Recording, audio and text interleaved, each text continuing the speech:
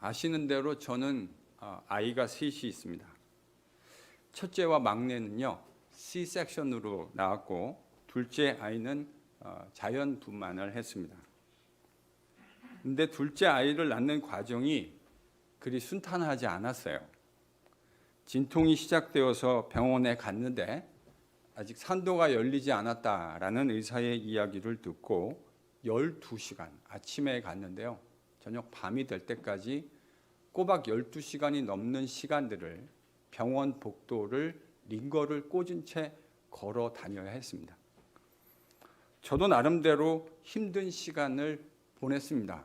12시간 제대로 먹지도 못하고 언제 아이가 나올지 모르는데 식사할 수 없잖아요. 그래서 그 링거 병을 옆에서 붙들고 산모 옆에서 아내 옆에서 12시간을 따라 병원 복도를 걷는 것이 참 쉽지 않고 고단하고 힘들었다는 기억이 있습니다. 저도 그렇게 힘든데 단지 상상할 수밖에 없는 산고, 그 산통이 어떤 것인지 남자로서 상상도 잘 못하겠고 그 어떤 건지 모르는데 그냥 걷는 것도 그렇게 힘든데 산통 가운데 아픈 배를 부여잡고 병원 복도를 12시간이 넘게 걸어 다녀야 했던 아내의 고통이 얼마나 큰 것인지 저는 정직하게 상상밖에 되지 않습니다. 딜리버리 룸에서 둘째를 만나는 과정도 그렇게 순탄치 않았습니다. 정확한 기억은 나지 않지만 대략 2시간이 훌쩍 넘는 시간 동안 딜리버리 룸에 있었던 것으로 기억하는데 마지막 아이를 낳는 과정에서 그 고통이 너무나 컸던 나머지 아내는 아이를 낳아놓고 대략 한 1, 2분 정도 기절해 있었던 것으로 생각합니다. 20년이 넘는 일인데요.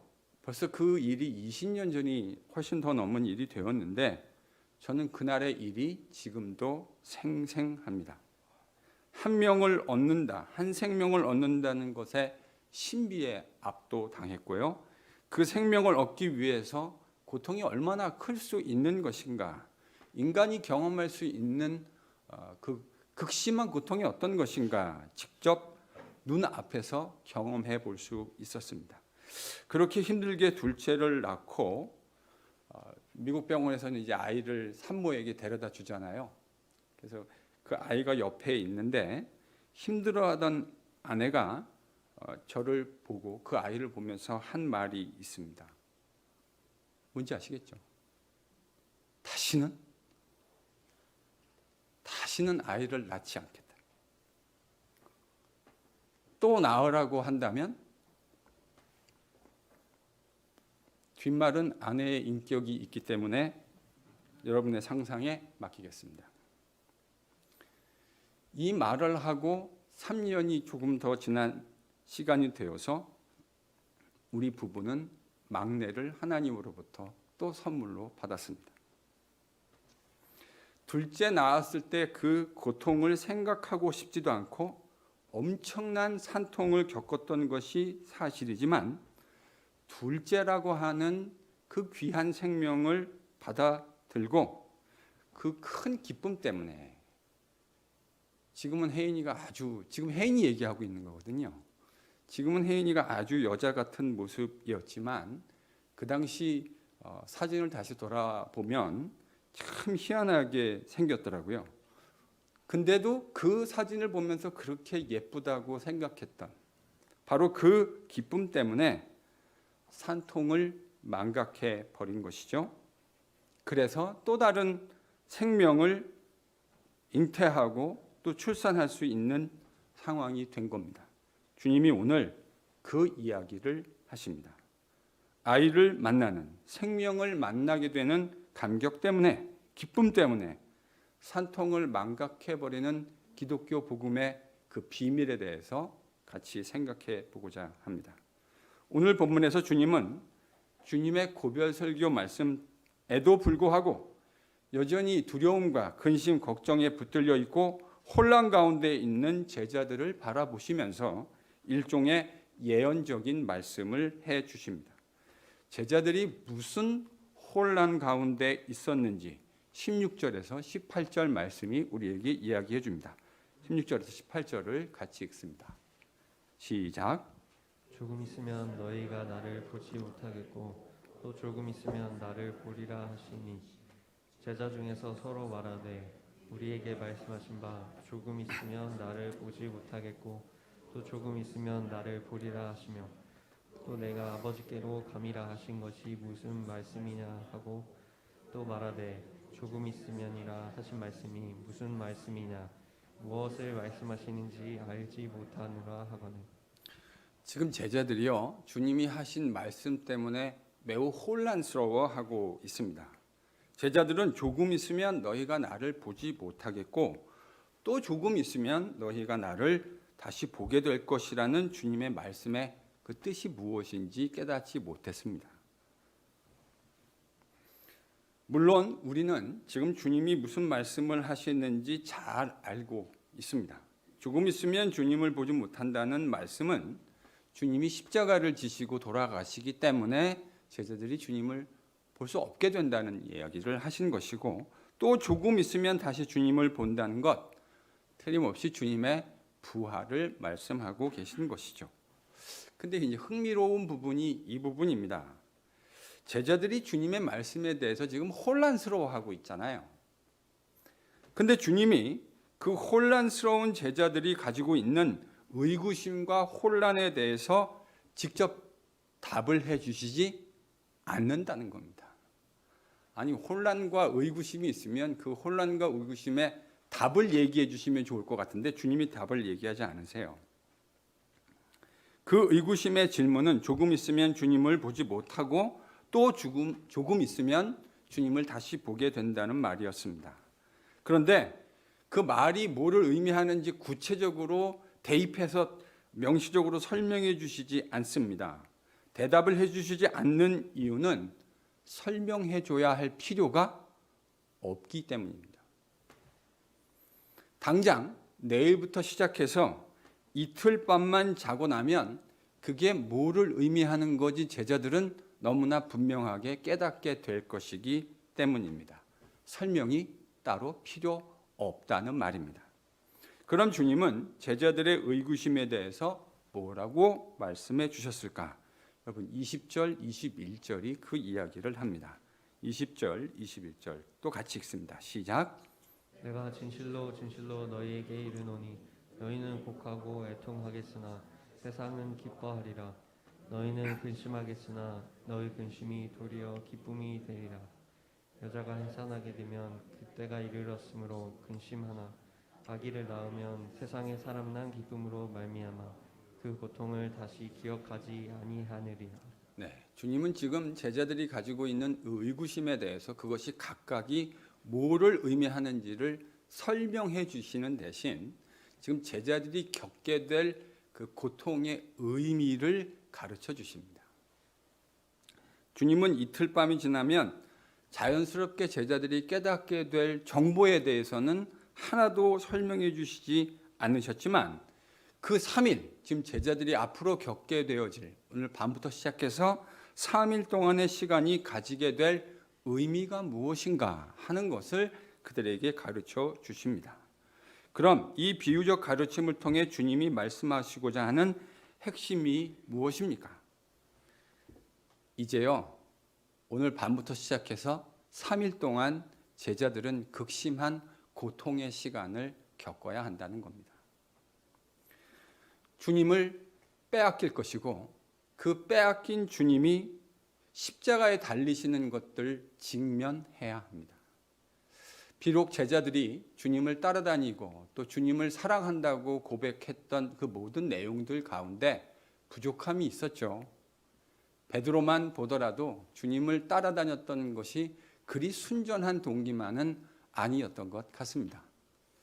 그런데 그가 마지막 주님, 부활하신 주님을 만나서 고백했듯이 네가 나를 사랑하느냐라고 질문하셨던 주님의 대답에 베드로는 비록 자신의 고백에 연약함과 부족함, 또 자신이 생각하고 있는 것들을 행동으로 옮길 만한 실력이 형편없이 부족했던 것이 여전히 사실이지만 자신이 주님을 사랑했던 그 내용이 거짓이 아니었다고 하는 사실을 주님 앞에서 정직하고 겸손하고 또한 부끄럽게 고백했습니다.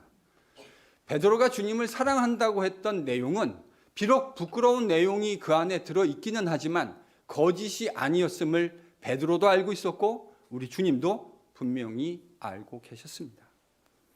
그런 주님을, 사랑하는 주님을 그들은 빼앗겨야 했습니다. 그리고 그 주님은 이제 내일이면 십자가에 달려서 처참하게 돌아가셔야 했습니다. 제자들은 그 모든 과정들을 지나가야 하는, 직면해야 하는 고통의 시간들이었습니다.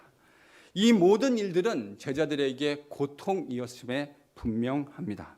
그것을 피하는 것은 불가능합니다. 그들은 반드시 이 고통의 과정을 통과해야만 한다는 것이죠.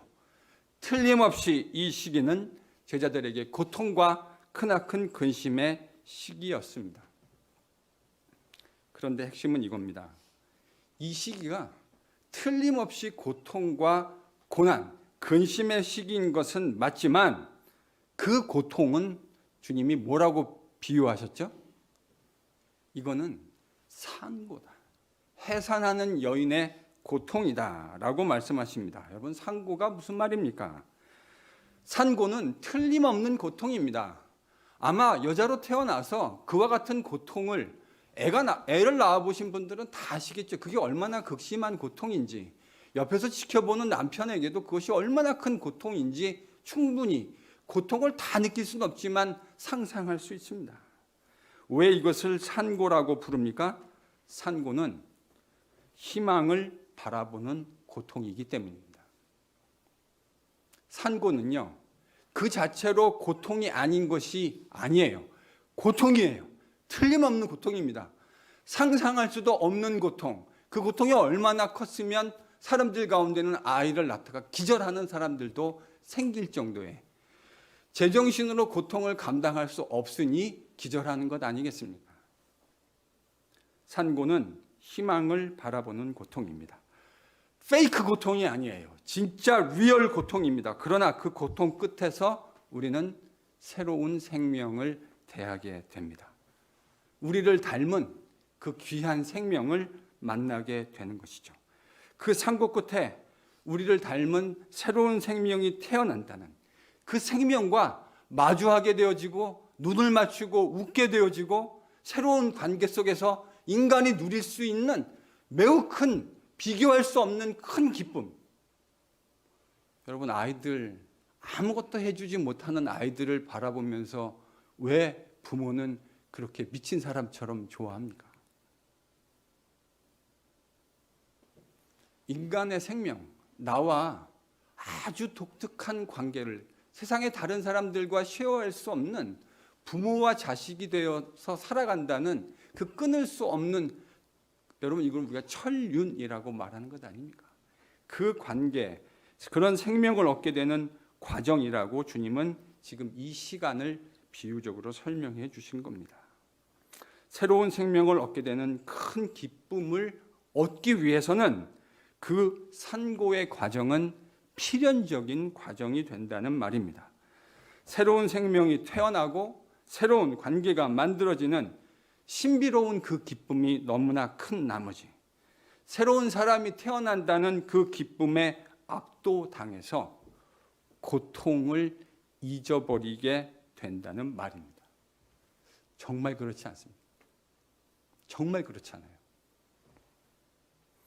여러분, 곰곰이 묵상해 보면 주님은 단순히 제자들이 겪게 될 상실의 고통만을 염두에 두시고 이 고통을 산고에 비유한 것 같지는 않습니다.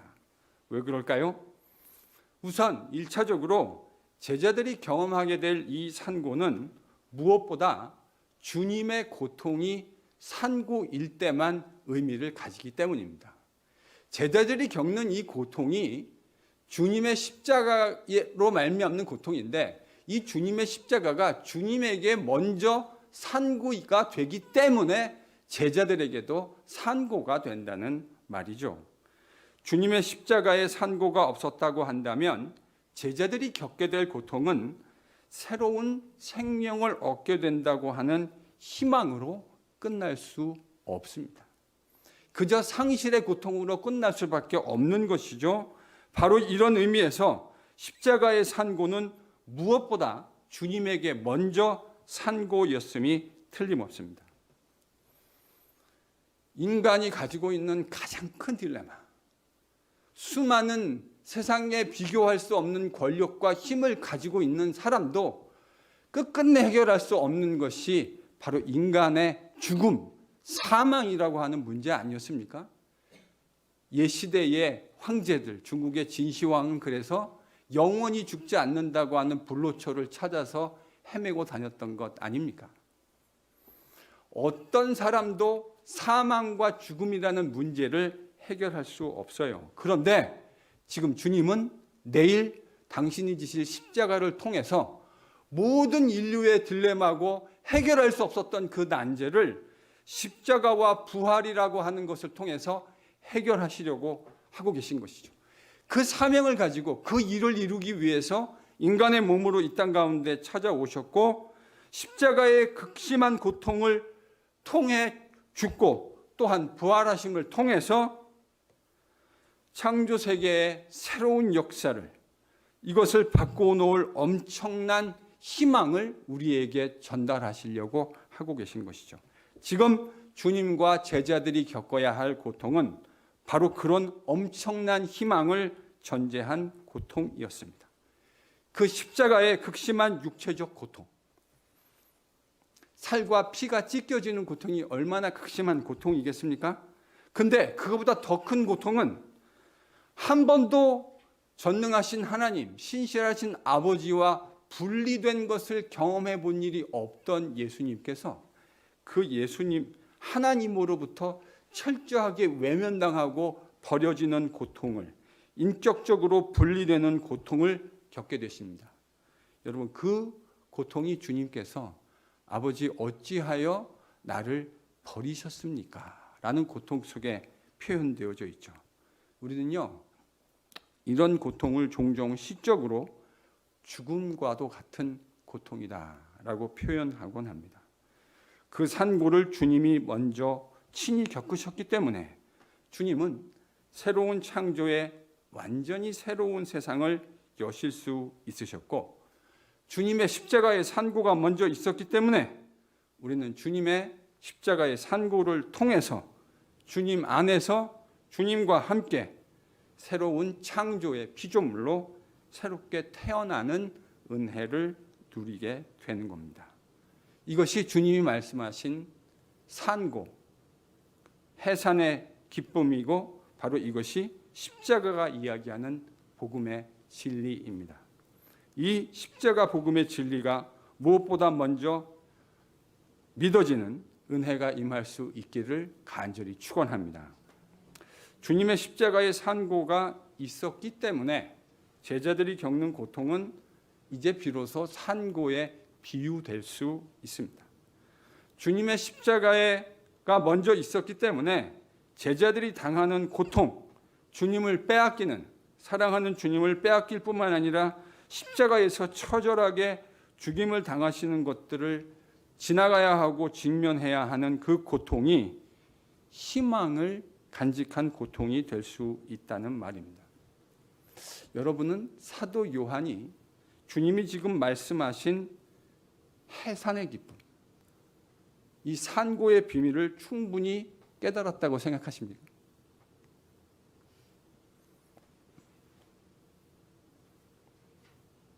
요한은요, 지금 주님이 이 말씀을 하실 때는 이 말씀의 의미가 뭔지 못 깨달았을 거예요.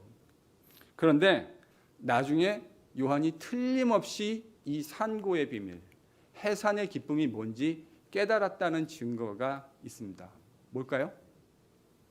그가 사도가 되었다는 것 자체가 이미 가장 강력한 증거입니다.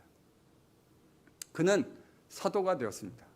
그리고 그가 우리가 지금 묵상하고 있는 이 요한복음의 고별설교뿐만 아니라 요한복음을 기록하고 요한 1서, 2서, 3서와 요한계시록, 성경에 그에게 할당되어진 책만 5권인데, 최소 5권인데 그 5권을 그가 기록했다는 사실 자체가 그가 이 해산의 기쁨이 무엇인지를 깨달았다고 하는 반증입니다. 틀림없습니다. 그런데요, 그가 이 주님이 말씀하셨던 해산의 기쁨을 제대로 알았을 뿐만 아니라 그 기쁨으로 충만해져 있다고 하는 것을 보여주는 그 매우 구체적인 증거가 성경에 등장합니다. 사도행전 3장과 4장인데요. 여러분, 사도행전 3장에 보면 베드로와 요한이 성전에서 나면서부터 걷지 못했던 사람을 치유하게 됩니다.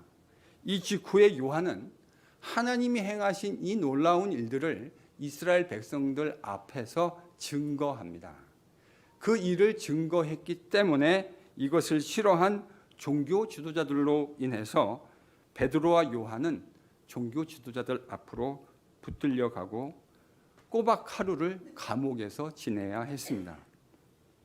그리고 그들은 종교 지도자들 앞에 끌려가 매우 위협적이고 강압적인 분위기 속에서 취조를 받게 되죠. 그리고 그들은 예수의 복음을 증거하지 말라는 협박을 받게 됩니다. 지금 요한을 비롯한 베드로 제자들을 협박하는 사람들이 누굽니까? 불과 얼마 전에요, 예수님을 십자가에 못 박아 죽였던 장본인들입니다. 지금 시간이 많이 지나지 않았어요. 이 사람들을 협박하고 있는 그 사람들이 예수님을 십자가에 죽이는데 가장 앞장서서 섰던 사람들 아닙니까? 지금 말 조금만 잘못하면요, 제자들도 주님처럼 생명이 위험에 처해질 수 있는 상황 아닙니까? 실제로 불과 얼마 전 제자들은 이 동일한 종류의 위협 앞에서 십자가에 달리실 주님을 다 버려놓고 다 도망갔던 거 아닙니까? 그 위협과 그 핍박이 지금 정확하게 동일한 핍박 아닙니까? 하고 있는 사람도 바뀌지 않았고요. 그 주님에게 향했던 핍박이 자신들에게도 닥칠까 두려운 나머지 제자들이 다 도망갔던 거 아닙니까? 지금요, 동일한 핍박이 여전히 존재하고 있고 제자들을 향하고 있는 겁니다. 그들의 협박과 위협 앞에서 베드로와 요한이 담대하게 이렇게 이야기합니다. 도무지 예수의 이름으로는 말도 하지 말고 가르치지도 말라는 종교자들의 그 협박 앞에서 베드로와 요한이 이야기합니다. 너희의 말 듣는 것이 하나님의 말씀 듣는 것보다 옳은지 스스로 판단하라. 당신들의 말을 듣는 것과 하나님의 말씀을 듣는 것 사이에 우리가 어떤 목소리에 귀를 기울이고 청종해야 하는지 판단하여 보라. 우리는 우리가 보고 들은 것을 말하지 아니할 수 없다. 당신들이 하는 이야기와 하나님이 하시는 말씀 사이에서 우리가 어떤 목소리를 들어야 하는지 여러분들 스스로 판단해 보십시오. 우리는 우리가 그리스도 예수 안에서 그가 행하고 그가 행했던 모든 일들을 말하지 아니할 수 없습니다. 여러분, 오늘 이 본문을 쓴 요한이 정말로 많이 달라져 있다는 생각을 하지 않으십니까? 불과 얼마 전 예루살렘으로 주님이 이제 십자가 지시기 위해서 올라오는 그 길에 주님 옆에 가가지고 몰래, 다른 제자들 몰래 한 자리 청탁했던 사람이 바로 이 야고보와 요한 아닙니까? 자기 형제 그리고 자신이 주님 옆에서 한 자리씩 차지하게 해달라고 주님에게 몰래 청탁했던 속물, 그가 바로 요한입니다. 그런데 사도행전에 등장하는 요한이 왜 이렇게 달라져 있죠? 여러분, 사도행전 4장 29절에서 베드로와 요한이 뭐라고 얘기하는지 같이 읽어보겠습니다. 사도행전 4장 29절 말씀입니다. 같이 읽죠. 시작. 주여, 어제도 그제도 무역함을 구워보시었고 또 종들로 하여금 담대히 하나님의 말씀을 전하게 하여 주시오며.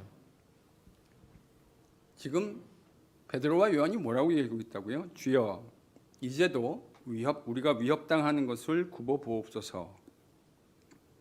종들로 하여금 담대히 하나님의 말씀을 전하게 하여 주옵소서. 요한이 지금 뭐라고 구하고 있죠? 주님, 우리가 당하고 있는 이 위협을 봐주십시오. 주목하여 주십시오. 그래서 우리를 이 위협으로부터 당장 구출하여 주옵소서.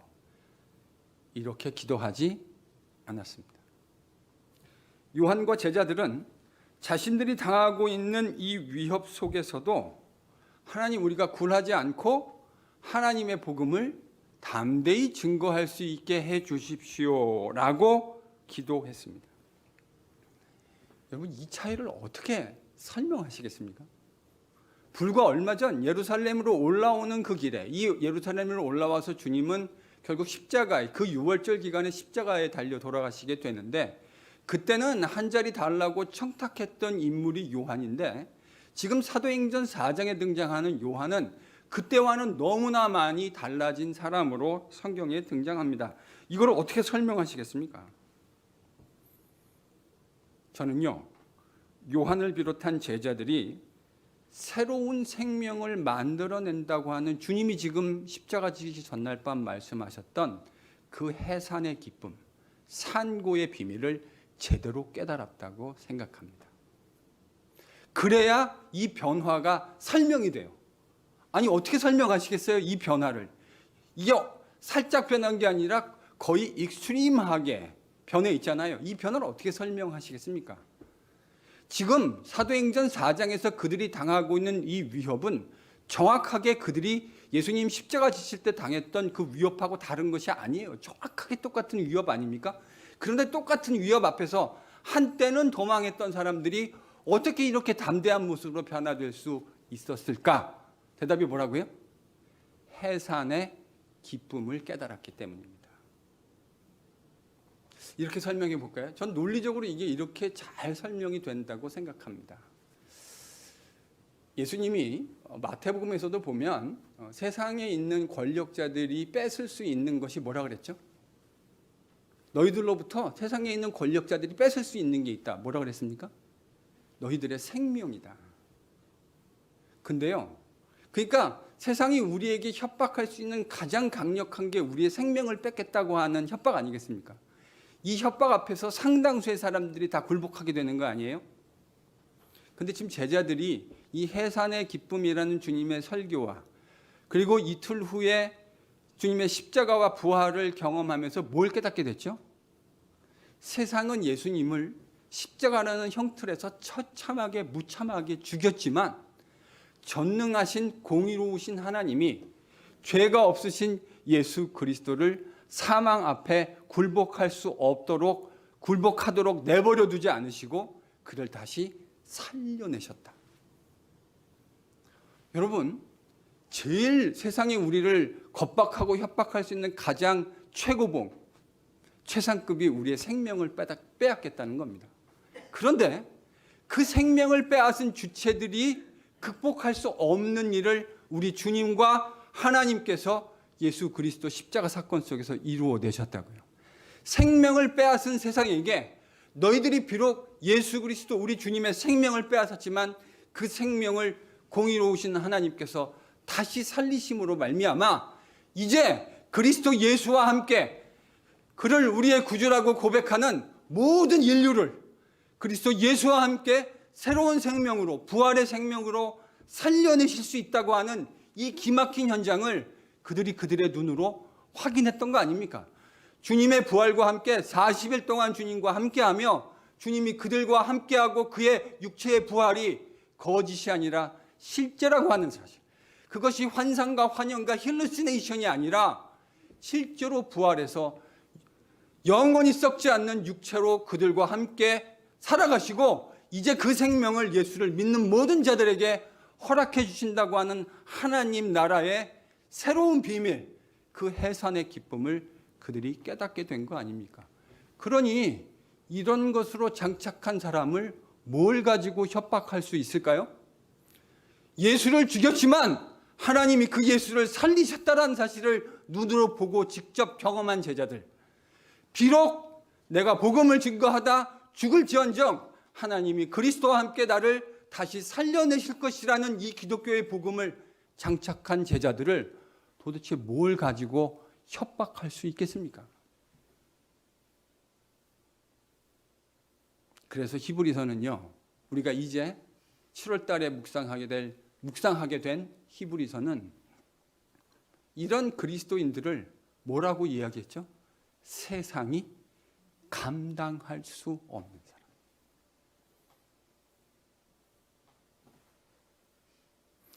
요한을 비롯한 예수님의 첫 번째 제자들은 새로운 생명을 만들어내는 이 기독교 복음의 진리, 해산의 기쁨이 무엇인지 그 비밀을 깨달은 겁니다. 주님이 말씀하셨던 그 해산의 기쁨이 어떤 것인지 이제 제대로 맛본 겁니다. 주님이 십자가를 통해서 새롭게 만들어내신 새로운 세상의 기쁨이 무엇인지를 맛보았다는 말입니다. 그 새로운 세상에서 십자가에 달리시고 죽었다 부활하신 주님을 믿는 사람들은 하나님의 영광스러운 새로운 창조의 피조물로 새롭게 출생하게 된다는 영적인 비밀을 아는 사람이 되었다는 말입니다. 그들은 머리로만 알지 않았습니다. 그 영적인 비밀과 기쁨을 간직한 사람이 되었습니다. 그래서 자신들이 당하고 있는 엄청난 위협 앞에서도 전혀 굴하지 않을 수 있는 사람이 된 것이죠. 해산의 비밀이라고 이야기했고 해산의 기쁨이라고 얘기했지만 이 말은요, 복음의 비밀, 복음의 기쁨이라는 말로 바꾸어도 아무 문제될 것이 없다고 생각합니다. 해산의 기쁨의 내용은 복음입니다. 그리스도 십자가와 함께 모두가 죽고 갈라디아서 2장 20절 말씀처럼 내가 그리스도와 함께 십자가에 죽고 그리스도와 함께 일어나게 된다는 이 기독교 비밀의 핵심, 요한이 제대로 깨닫게 된 거죠. 그러니 그것을 깨닫고 있는 요한을 도대체 뭘 가지고 두렵게 만들 수가 있겠습니까? 우리 신앙의 선배였던 주기철 손양원 목사님, 일제 순사들이 생명을 앞에 두고 그들을 협박하고 때로는 회유하기도 하고 핍박했지만 그리스도와 함께 죽고 언젠가 우리는 반드시 죽게 되죠. 그러나 그리스도와 함께 죽고 그리스도와 더불어 진실되게 그 믿음을 고백하는 자 하나님께서 살리실 것이라는 이 사실을 확고부동하게 흔들림 없이 붙들고 있는 사람을 도대체 뭘 가지고 협박할 수 있겠습니까? 그러니 세상 앞에서 당하는 두려움도 극복하게 만드는 것이죠. 산고는 가짜가 아닙니다. 산고는 리얼한 고통입니다. 그런데 그 기쁨이 산고를 압도하는 것이죠.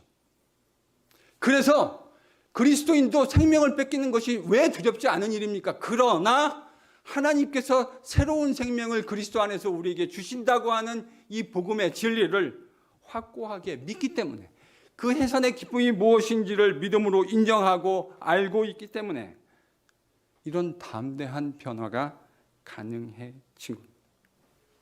이제 제자들을 멈출 수 있는 것은 없는 것 같습니다. 그들은 진짜 기쁨, 기독교 복음이 얘기하는 정말 참 기쁨이 뭔지를 맛본 사람이 된 겁니다. 여러분, 성경 말씀은 우리에게 거울이 된다고 했습니다.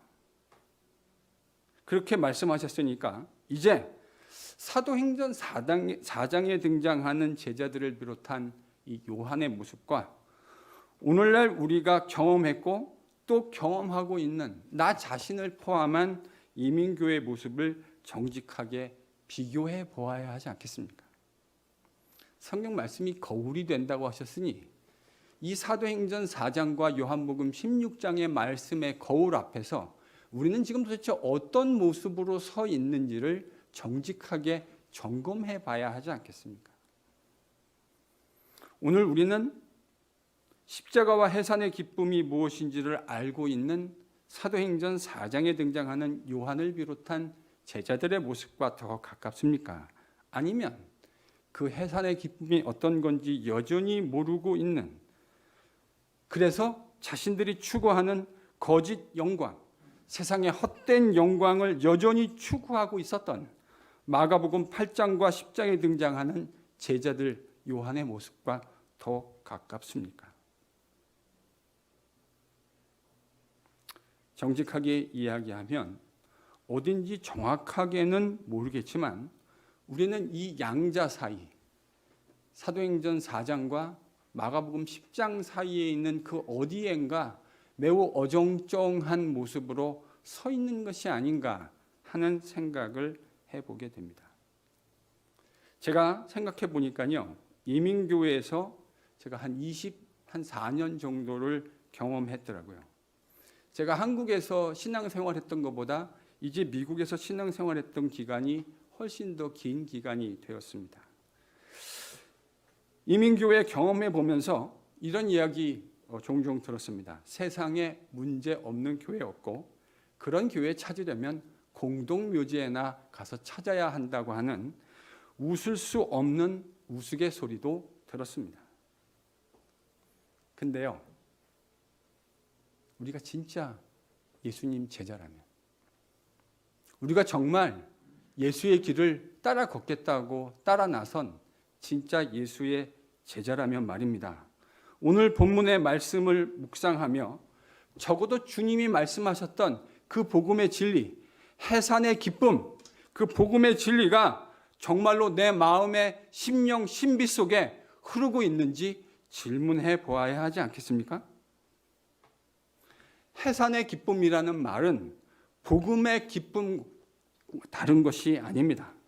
주님의 십자가와 부활이 있기 때문에 우리에게 소망이 있는 거예요. 신실하고 좋은 목사가 있고 신실하고 좋은 성도들이 있기 때문에 교회에 소망이 있는 게 아니에요. 여러분 정말로 여러분 자신에게 소망이 있다고 생각하십니까? 그렇게 생각하는 사람이 있다면요, 아직도 자기가 누군지 제대로 모르는 거예요. 저와 여러분에게는 소망 없어요. 아니 얼마나 더 살아야 그것을 더 증명할 수 있겠습니까? 지금까지 살아왔던 것으로 충분하지 않습니까? 우리에게 소망 없어요. 우리에게 소망이 있는 유일한 이유는 우리 주님 예수께서 우리를 위해서 십자가에 돌아가셨고 하나님께서 그를 공의의 근거에서 살려내셨고 그를 믿는 모든 사람을, 그 십자가의 길을 따라가겠다고 나선 진정으로 믿겠다고 고백한 모든 사람들을 그리스도와 함께 살려내시겠다고 하는 변할 수 없는 하나님의 진리의 약속에 우리 기독교 소망이 존재하는 겁니다. 저는 오늘날이 기독교 위기의 시대라고 생각합니다. 기독교는요, 정말로 위기에 봉착해 있습니다. 앞으로 시간이 가면 갈수록요, 기독교는 점점 더 큰 하나님의 역사와 은혜가 부어지지 않는 이상 우리가 앞으로 10년, 20년, 30년 안에 경험하게 될 기독교는 지금보다 훨씬 더 처참한 모습이 될 가능성이 훨씬 더 농후합니다. 왜 이런 위기가 우리에게 도래했는지 아십니까? 우리가 해산의 기쁨을 망각했기 때문입니다. 기독교 복음의 핵심을 망각하며 살아가고 있기 때문입니다. 그러면서도 우리는 여전히 그리스도인이라고 착각하며 살아가고 있기 때문입니다. 성도들이 십자가 복음은 다 집어던져 놓고 너나 없이 다 영광의 가짜 복음을 추구하고 있기 때문에 기독교 위기는 도래한 겁니다. 다시 주님의 십자가를 붙드실 수 있는 은혜가 임하기를 바랍니다. 다시금 회개할 수 있는 은혜가 임하기를 바랍니다. 주님의 십자가가 영광이었듯이 나도 내 몫에 태인 십자가 지고 해산의 기쁨, 복음의 비밀을 내 마음속 신비 속에 새겨가겠다고 회개하고 결단하는 NGPC와 이 땅의 모든 교회가 될 수 있기를 예수님의 이름으로 간절히 축원합니다.